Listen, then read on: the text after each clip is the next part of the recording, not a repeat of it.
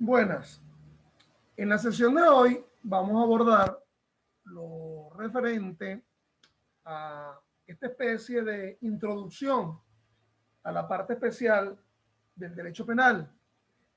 Quien les habla es el profesor Ángel Serpa Aponte y estas disertaciones virtuales sobre aspectos variados del derecho penal, del derecho procesal penal, del derecho penal constitucional, están ubicadas en mi canal YouTube, Ángel Serpa Aponte, a los efectos de quien quiera suscribirse al mismo y ver los otros videos sobre aspectos vinculados a esta materia. Por cierto, videos estos que están a la orden para quien quiera promocionar o hacer publicidad en los mismos.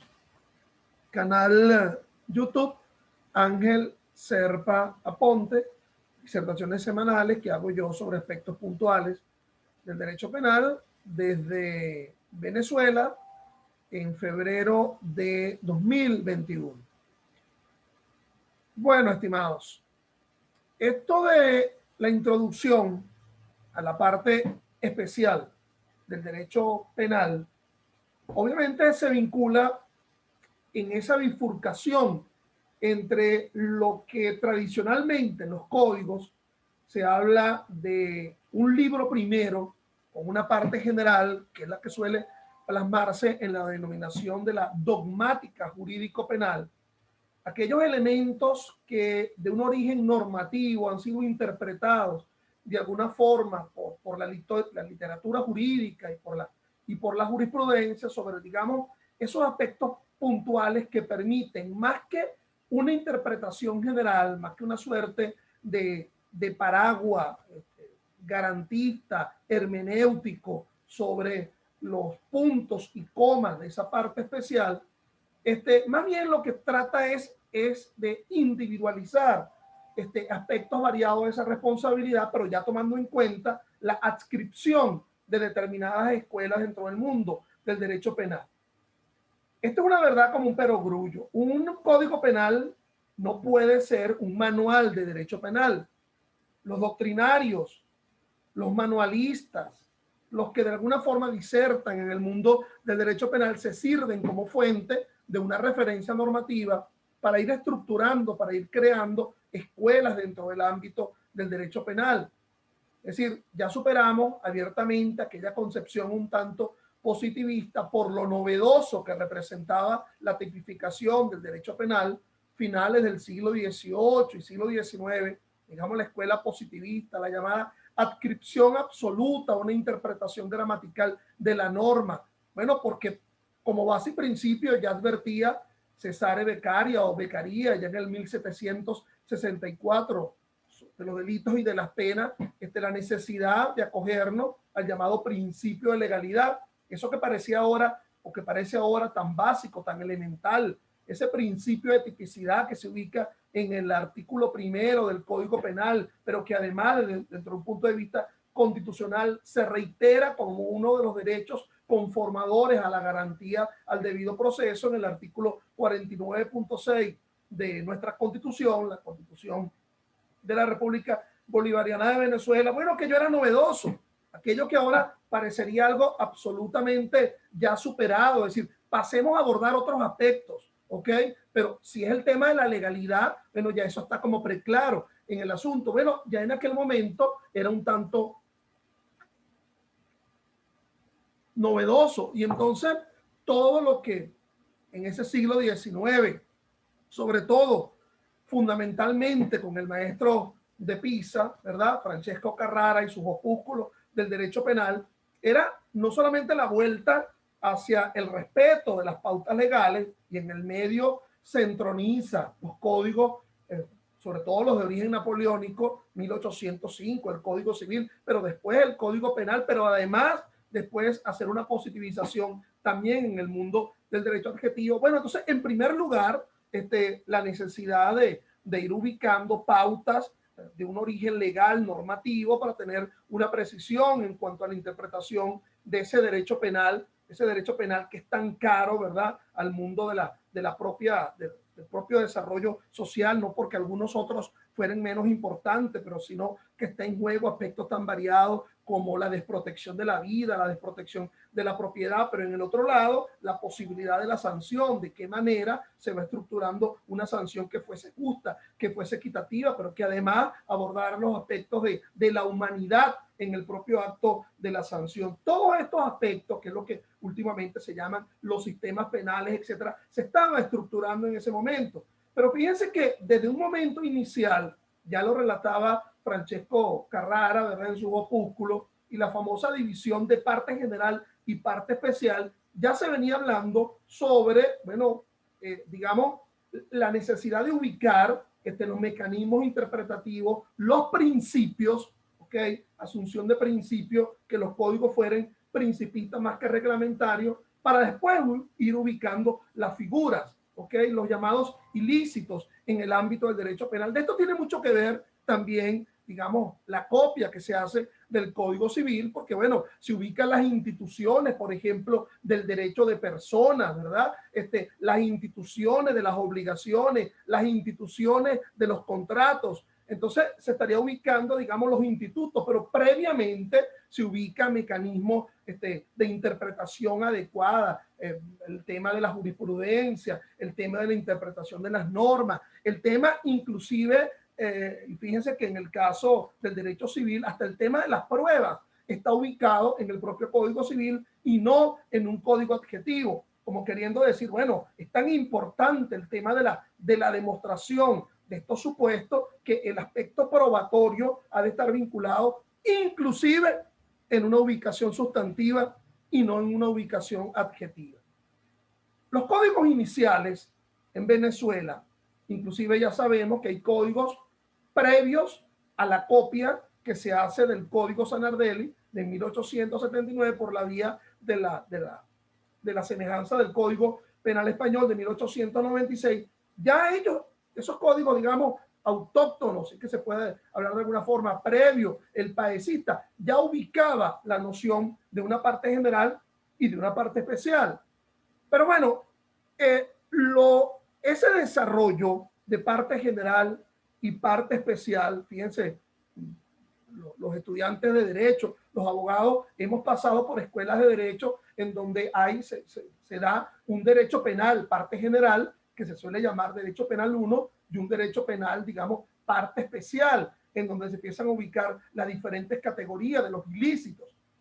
Esos ilícitos penales, que ya en esta, digamos, en esta tercera década del siglo XXI, ya más o menos se suele decir que la ilicitud penal se dividiría entre delitos, faltas y crímenes, ubicándonos en la idea, por ejemplo, en el Código Penal venezolano, que los delitos están descritos en ese libro segundo del Código Penal, que las faltas se ubican en un libro tercero, pero que además, a partir, por ejemplo, en el caso venezolano, con la promulgación en diciembre del año 2000 del Estatuto de Roma, que hace crear la Corte Penal Internacional, pero sobre todo con una sentencia que mucha gente pasa por alto, que es la famosa sentencia de la Sala Constitucional, la sentencia 3167 del año 2002, en donde se nos dice que los crímenes, es decir, la incorporación de Venezuela en el ámbito de la justicia penal universal pasa por la idea de aceptar esos crímenes, como lo establece el Estatuto de Roma, pero también la llamada parte adjetiva. Esa parte adjetiva en la cual se habla de la necesidad de una complementariedad, otros hablan de una subsidiariedad e interpreta y la Sala Constitucional como esperar que primero se dé una impunidad en el ámbito nacional, una impunidad que puede ser de dos tipos, impunidad jurisdiccional e impunidad fiscal, y luego si se da esa impunidad se activan los mecanismos ante la jurisdicción penal internacional, ante la justicia, penal universal, fundamentalmente representado en el Estatuto de Roma, que crea la Corte Penal Internacional, que a partir de 2002 ya se encuentra plenamente establecida allá en La Haya, Holanda. Pero lo que es el aspecto sustantivo, no hay ninguna duda. Ahí no hay ningún tipo de resquemor en cuanto a aspecto interpretativo. Ya se incorpora el tema de los crímenes. Pero es que además en la propia, digamos, ilicitud ortodoxa, clásica, se ubica la noción de crímenes en esa relación de ilícito. Por ejemplo, la desaparición forzada de personas en el artículo 180 del Código Penal, pero es que además, criticándolo o no, también hay una interpretación, hay un jurisdatio por parte de la Sala Constitucional para incorporar aspectos vinculados a la noción de crímenes, por ejemplo, en los delitos de tráfico, en donde se habla que son delitos de lesa humanidad y que se prohíben fórmulas que tiendan de alguna forma a viabilizar la impunidad por la comisión de estos ilícitos. Bueno, entonces, toda esta mezcolanza, la existencia, digamos, de una parte especial del derecho penal, bueno, pretende uno, en el abigarrado tiempo, ¿verdad?, que se ubica en esta exposición, en el limitado tiempo que yo tengo por la vía de esta plataforma, que por cierto no estoy viendo el tiempo que voy llevando, esto ya es un problema. Entonces, ¿cómo introducimos la ubicación de ilícitos en el ámbito de la parte especial del derecho penal venezolano? Y por si fuera poco, cosa que no tienen otros países, porque en otros países se ha dado abiertamente el problema de o las ventajas de la codificación. Ustedes saben que a lo largo de la historia del derecho se habla de esa historia clásica del derecho, el derecho romanista, después entramos al derecho medieval, ¿verdad?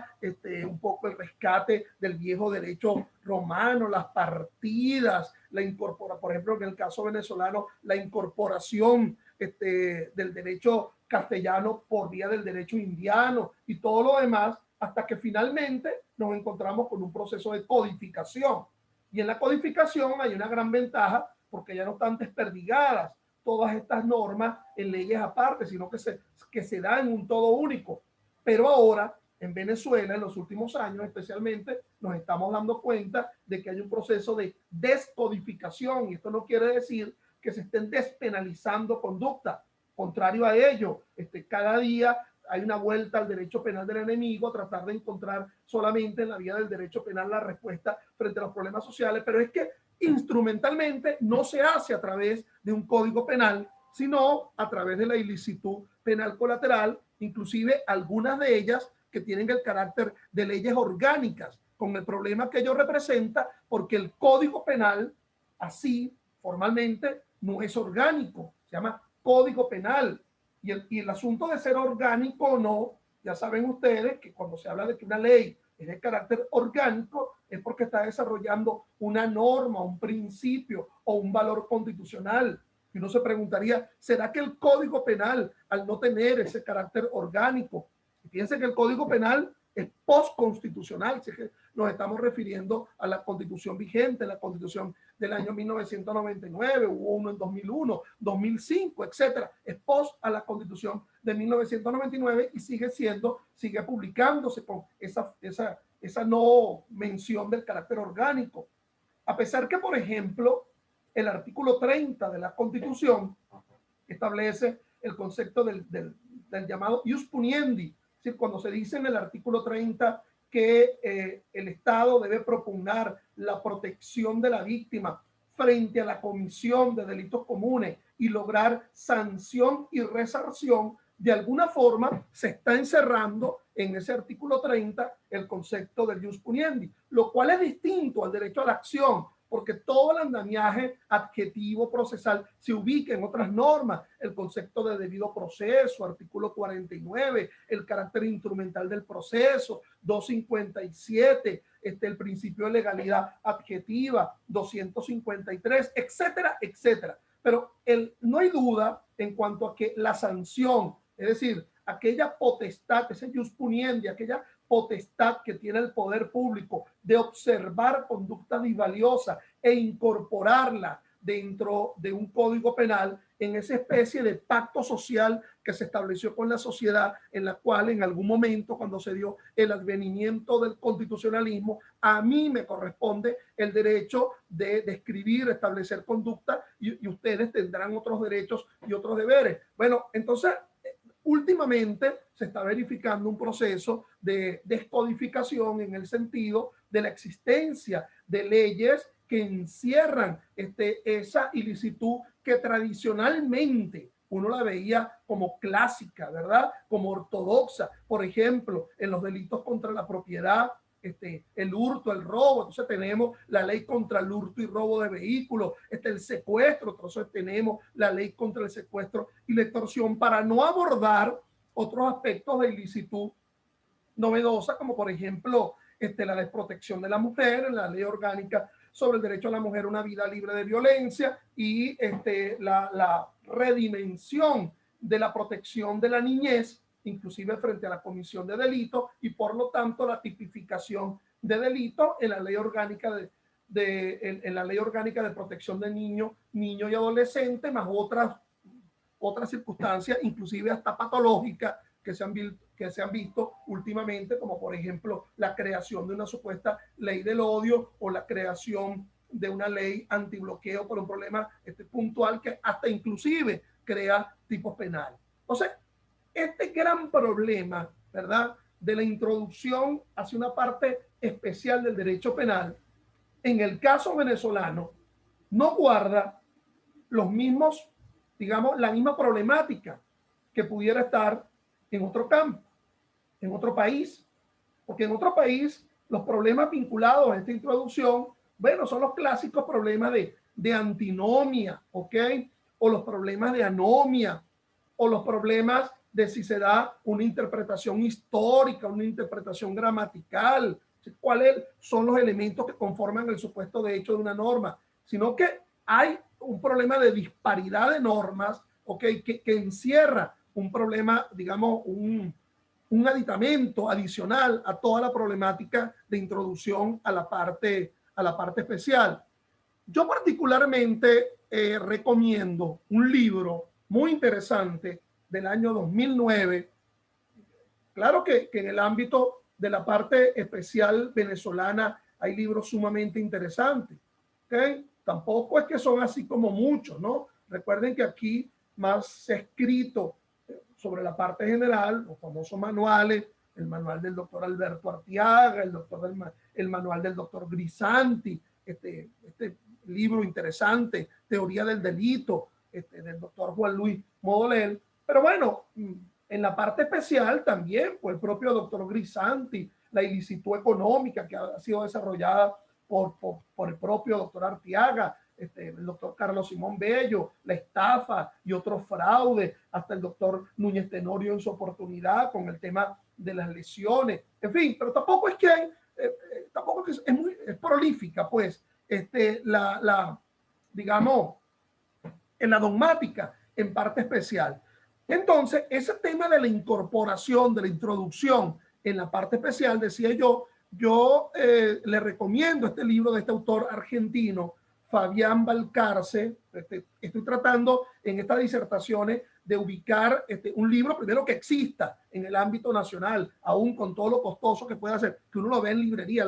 Son libros que lo he visto en librería venezolana. Pues este es del año 2009, Introducción a la parte especial del derecho penal, su vinculación con la parte general. Lo recomiendo altamente, ¿verdad? Este autor argentino, Fabián Balcarce, donde él se plantea todas estas problemáticas frente a temas concretos. Por ejemplo, la resolución de antinomia, por ejemplo, el problema del concurso de delitos, que es un tema pivotal, ¿verdad?, en el ámbito de la parte especial.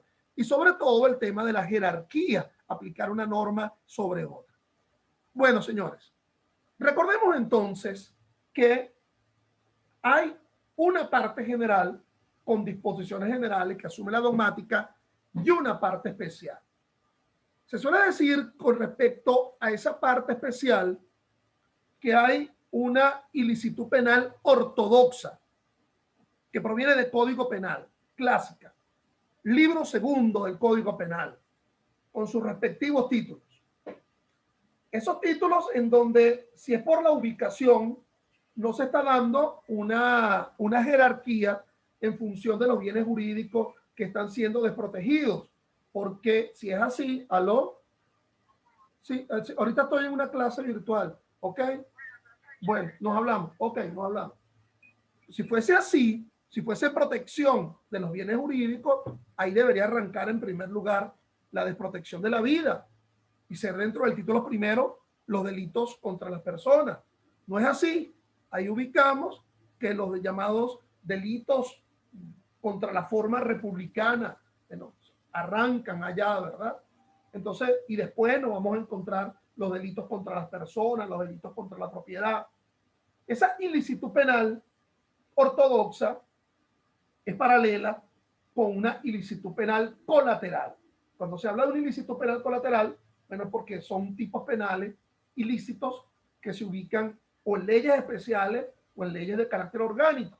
Algunos lo denominan marginal, pero no me gusta mucho la expresión marginal. Hay un concepto allí vinculado a una noción un tanto peyorativa del asunto. Si es por ubicación, te dirán, bueno, pues es un falso problema. Pues, entonces es un problema, están allí, se está cumpliendo con el principio de legalidad. Lo que pasa es que cuando uno se siente parte de un ordenamiento jurídico distinto al que contiene una parte general, un libro primero, pareciera que ese libro primero está como desfasado en cuanto a una interpretación de esta ilicitud penal colateral, como que se hubiese aparte. Entonces, preguntarnos, bueno, los conceptos que están vinculados a la noción de culpabilidad, la existencia del error, las causas de justificación, por no hablar de temas tan puntuales como, por ejemplo, la prescripción, por no hablar de temas tan en contradicción como, por ejemplo, las circunstancias modificativas de la responsabilidad penal, atenuantes y agravantes. No aplicaríamos los atenuantes y agravantes del Código Penal en su parte general a la ilicitud penal colateral contenida en otras normas. Bueno, ciertamente que sí, pero primero habría de darse cuenta la preeminencia de esas circunstancias modificativas. Por cierto, circunstancias modificativas que suelen estar en leyes especiales que en realidad no son tales circunstancias en el sentido de que más bien son subtipos penales.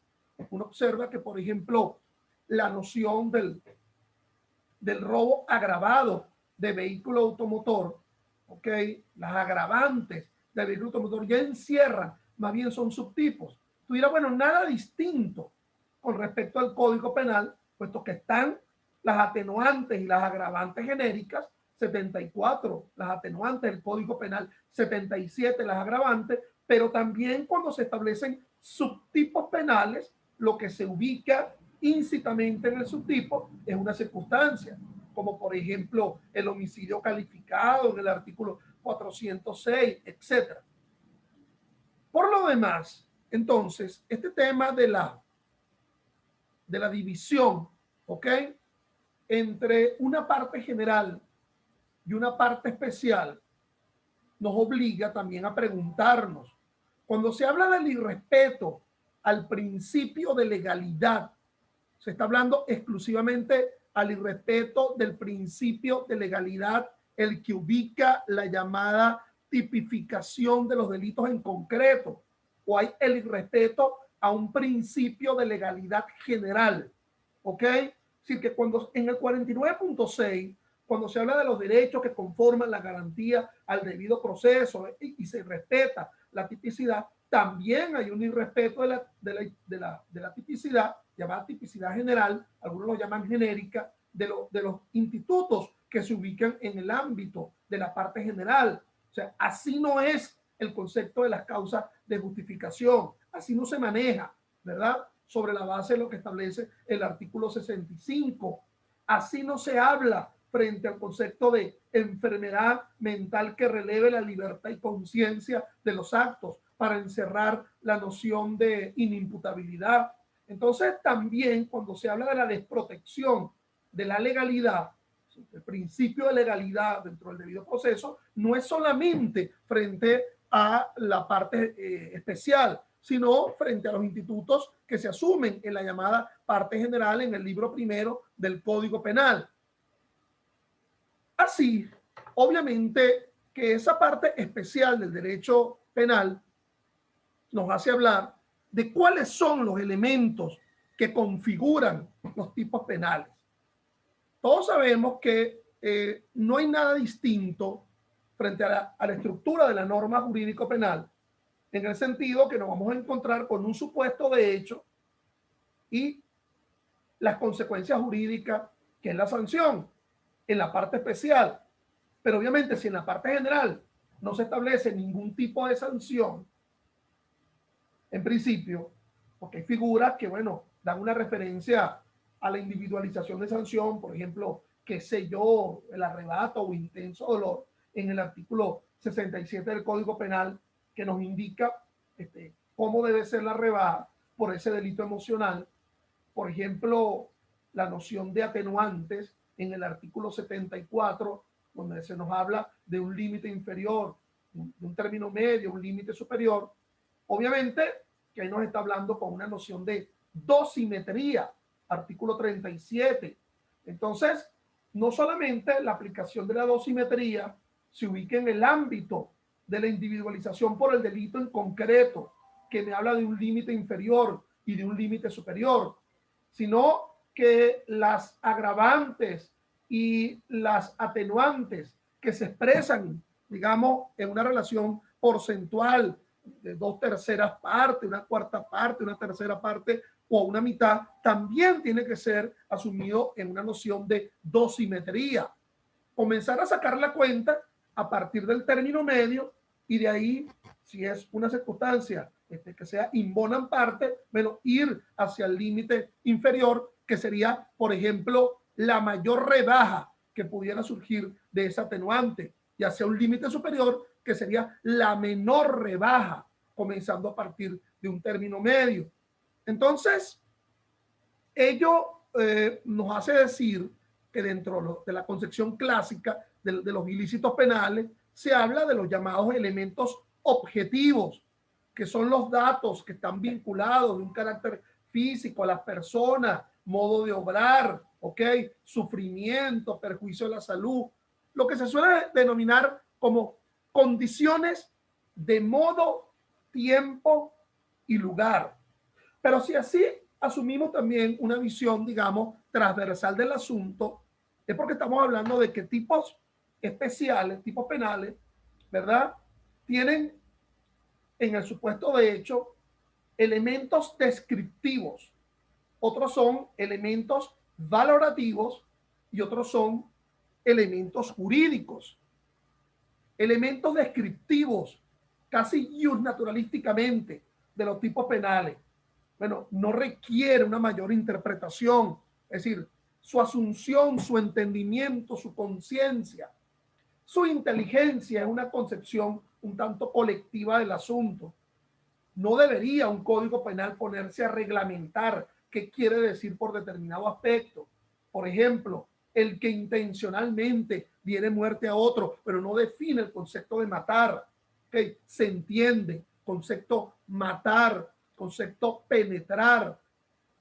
A veces los ordenamientos jurídicos penales hacen ubicar una palabra como si fuese toda una circunstancia descriptiva de una situación a partir de una sola palabra. Por ejemplo, cuando en el Código Penal se establecía el concepto de, se decía el que secuestre, pero no se decía en qué era secuestro. Entonces, en el secuestro se habla de arrebato de la libertad, mantener en custodia, llamar extorsivamente para el pago de un rescate, el pago de un rescate y una libertad. Todas estas circunstancias en una sola palabra, secuestro. ¿Okay?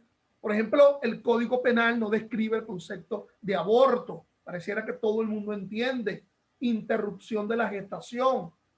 En el caso, imaginemos que se dijese el que estafe a otro. Entonces, bueno, el concepto en primer lugar de la realización del ardid, pero luego la presentación del ardid para lograr un engaño y ese engaño derivar un perjuicio patrimonial, como que son muchos actos ejecutivos a partir de una sola palabra. Hay otros tipos penales que están repletos de elementos valorativos o axiológicos. Por cierto, nada nuevo en el mundo del derecho penal, no porque otros derechos no surja la necesidad de la interpretación y yo decir que el único derecho que realmente requiere una interpretación que sea axiológico sea el derecho penal. Bueno, lo que pasa es que hay categorías tan importantes, imagínense aquello, falta de provocación suficiente, una expresión como esa, ¿no? En el 65 del Código Penal para definir la causa de justificación de la legítima defensa. Falta de provocación suficiente. Hay una axiología, hay una valoración. Entonces, está repleto de elementos valorativos. ¿Okay? En el incesto, en circunstancia tal de causar escándalo público. Entonces, valorar la noción de escándalo público en esa realidad. Por ejemplo, en la ley de instituciones del sector bancario, información indebida sobre estados financieros. Cuando se dice, cuando la información no revele suficientemente el carácter económico y financiero de la institución bancaria. Es decir, ¿qué será la revelación suficiente del carácter financiero o económico? Entonces, obviamente que hay una valoración, una axiología, pero hay un tercer tipo de elementos, que son los llamados elementos jurídicos. Y ustedes dirán, bueno, claro, si proviene de una norma, tienen que ser jurídicos. No, no, no. Es que la interpretación no es así como el árbol, como la montaña, como el cielo, el concepto de opacidad, descampado, muerte, penetración, interrupción de gestación, sino que el concepto surge a partir del propio derecho. ¿Ok? Por ejemplo, la estafa de un bien mueble. Ello implicaría la perfecta noción de que el registro, la traslación de la propiedad de un bien inmueble solo se da bajo pauta de registro y el registro como una creación del derecho. Otorgamiento indebido de crédito. Vuelvo a la ley de instituciones del sector bancario. Bueno, es porque se está dando a empresa vinculada o afín. Y la noción de empresa vinculada o afín va a surgir, es del propio derecho. Pero por otra parte, esos tipos penales se ubican con, digamos, elementos subjetivos. Se suele decir que son los que muestran un propósito, una finalidad, un estado de ánimo, ¿ok? A los cuales se vincula el concepto fundamental de la llamada culpabilidad, ¿ok? La noción de culpabilidad. Y esto es importantísimo, ese elemento, ¿ok? La noción de la culpabilidad, porque ciertamente allí nos estaríamos ubicando en una especie de culpabilidad dolosa o una culpabilidad culposa, la existencia o no de una negligencia, de una impericia, ¿ok? A los efectos de negar la existencia del dolo, con lo cual nos ubicamos en un parámetro vital, esencial dentro del ámbito del derecho. Bueno, tanto es así que el propio Código Orgánico Procesal Penal nos indica que el concepto de presunción de inocencia, en el llamado artículo 8, toda persona se presume inocente hasta que no se le demuestre su culpabilidad, como queriéndome decir, bueno, no solamente debe ser eficiente en la demostración del aspecto objetivo del delito, la causación, esos elementos, ¿verdad? Esa relación de causa-efecto, sino que el aspecto culpabilístico, primero tiene que ser demostrado. Pero bueno, ¿cómo lo voy a demostrar eficientemente si hay una deficiencia en su propia descripción normativa? Si el problema ya no es ni siquiera contra mi contraparte, valga la cacofonía. O sea, ya mi problema es contra el propio legislador, que no lo hace de forma eficiente. Verbigracia, el llamado tema del dolo eventual. ¿Ok? Entonces, bueno, esos elementos, elementos objetivos, elementos subjetivos en los tipos penales, también hablamos del llamado elemento normativo, que ya lo había mencionado con anterioridad. Otro asunto que es fundamental es la noción del bien jurídico. Y recuerden ustedes que se suele decir que ese concepto de bien jurídico no ha de ser confundido con el concepto de objeto pasivo del delito. Se suele decir, y allí está una lámina más o menos que lo expresa en palabras distintas a la que estoy mencionando, porque ya el tiempo me apremia, que ese bien jurídico es la relación jurídica que se estructura entre un titular de derecho con respecto a un objeto. Y por ello hablar de la distinción entre objeto pasivo del delito del concepto de bien jurídico. Objeto pasivo, podría hablarse, bueno, la valija en concreto, la cosificación de la persona, la vida de Pedro, la vida de Juan, la libertad sexual de Juana, pero también el bien jurídico es esa relación entre esa cosa y hasta la propia organicidad como cosa con respecto a el titular de derecho. Entonces, el derecho a la vida de Pedro, la libertad sexual de Juana, el derecho a la propiedad.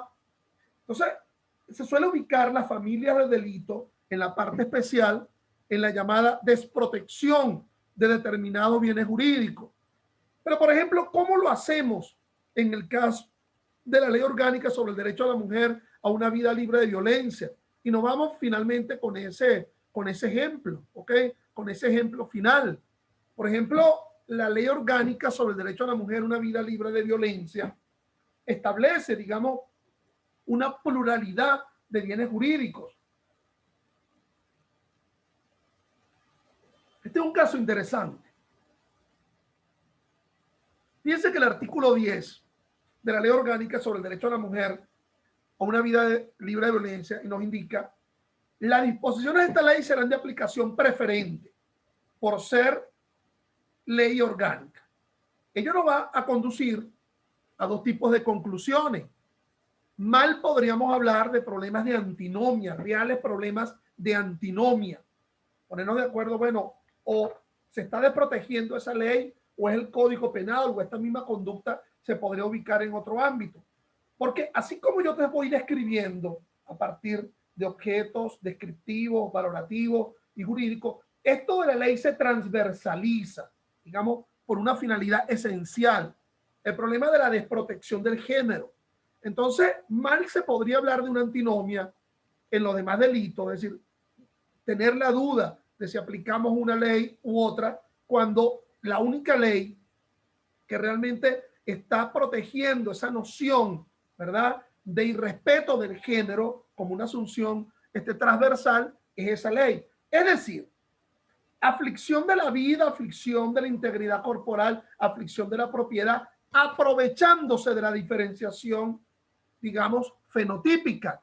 Y eso nos conduciría a una nueva interpretación.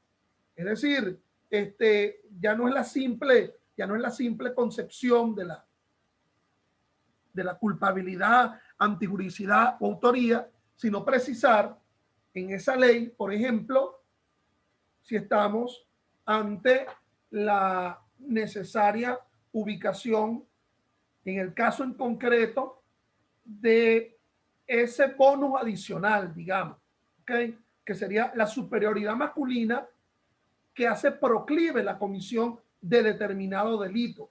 Si ahí no estuviera presente esa posibilidad, uno, del desprecio, ni de la